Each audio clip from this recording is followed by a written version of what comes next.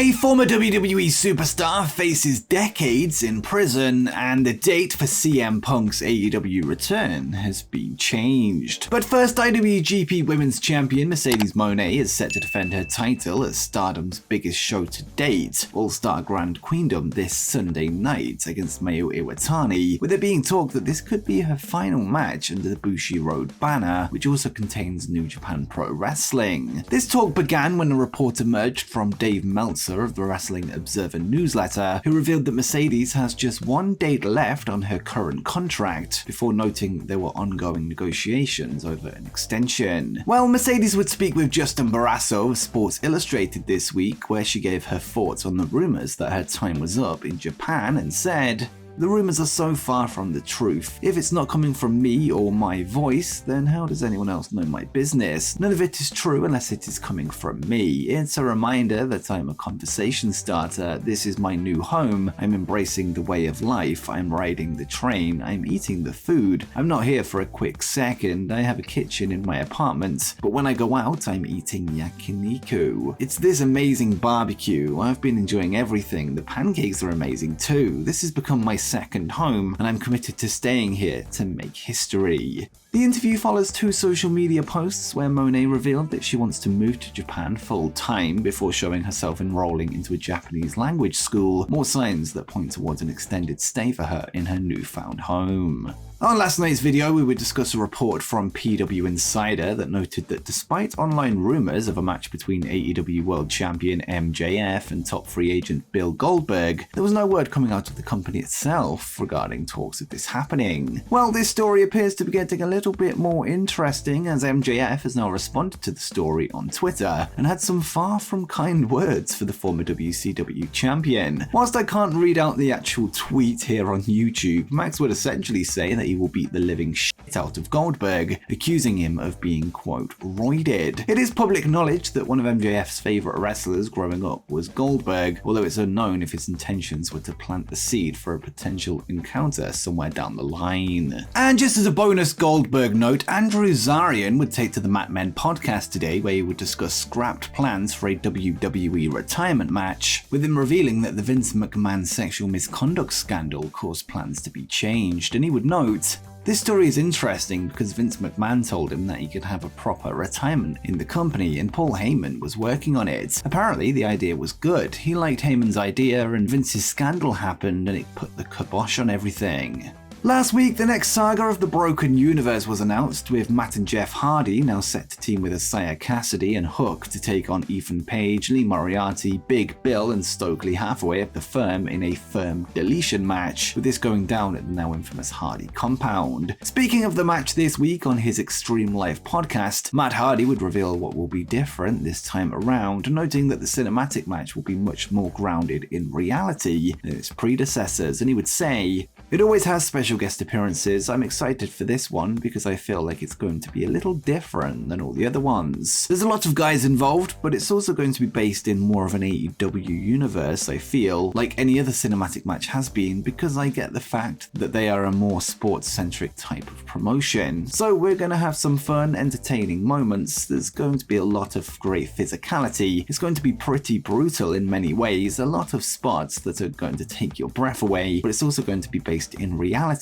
which I think is going to be very good for the AEW audience." It would seem that a more reality-based presentation would rule out many of the elements that we've seen in past Hardy compound matches, such as the talking drone and the Lake of Reincarnation, and it will be interesting to see this new approach in action. Last night we would report on an interview with former executive VP of original programming for the USA Network, James Andrew Miller, who revealed that individuals within Warner Bros. Discovery were interested in acquiring WWE programming for their network. This raised questions on the future of All Elite Wrestling and their partner Warner Media going forward, something Andrew Zarian would discuss on today's episode of the Mat Men podcast. According to Andrew, he would receive a text from a key person within Warner after the interview surfaced that read, With the investment that WBD is making in AEW programming, I find it hard to believe that they are going to grab WWE. Zarian would then give his personal thoughts on the matter and said, "I'm not saying he's wrong, I'm sure somebody said they were interested. How could you not be interested if that property is available? But the reality of it ending up a Warner property, I don't think it's very high. I personally don't see it as very high. The person who is saying it to me is not seeing it as a very high possibility, but you have to be dumb to say, no, I'm not interested."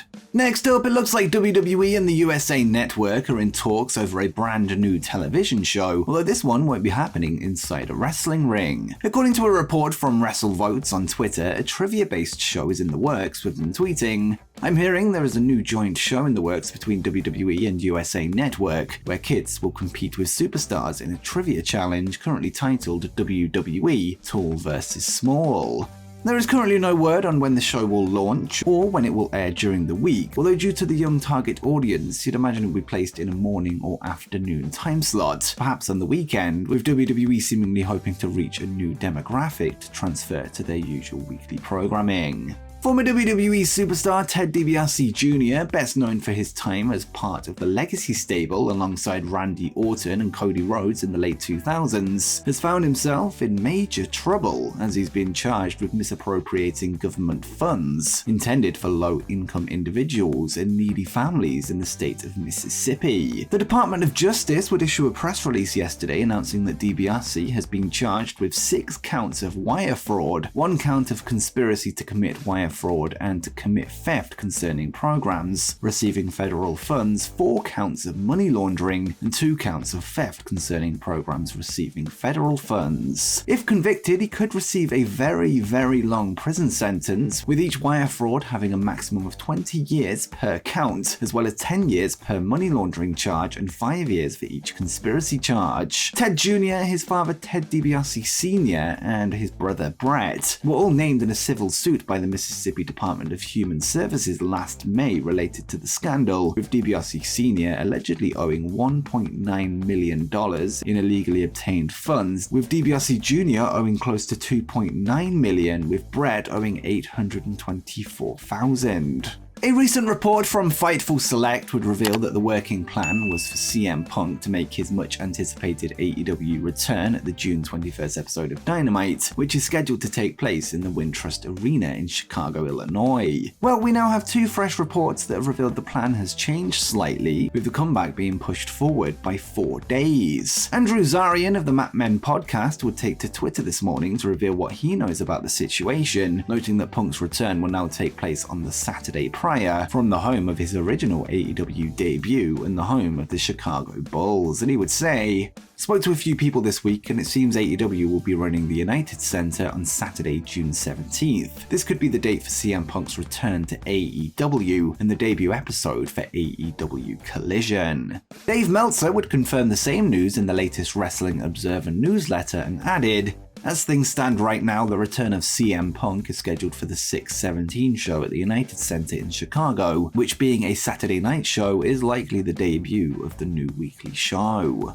Over recent days and weeks, reports have suggested that AEW were heading towards a brand split between Wednesday's AEW Dynamite and Saturday's planned AEW Collision show, something that looks likely to be kicking off in 2 months' time with Punk at the helm. The United Center was of course the location for the first Dance Rampage special in August 2021, which was a sellout based on the rumor of a CM Punk debut alone, with it currently unknown if he will be announced before the show this time around. The news also opens the question as to if CM Punk will be in attendance on the June 21st episode of Dynamite in the Wintrust Arena. On top of this, we have news on when AEW Collision will be made official by Warner Bros. Discovery and All Elite Wrestling, with an announcement expected at the Warner Upfront next month. Speaking on the Mat Men podcast earlier today, Andrew Zarian would note, "The announcement is most likely happening at the Upfront, so I believe that's May 17th, so a month out from the actual show, which I've heard different sources have said the same thing. I believe that's happening. I don't know if Tony Khan is announcing it up front, or if Turner is announcing it up front, but they are announcing it at the Upfronts."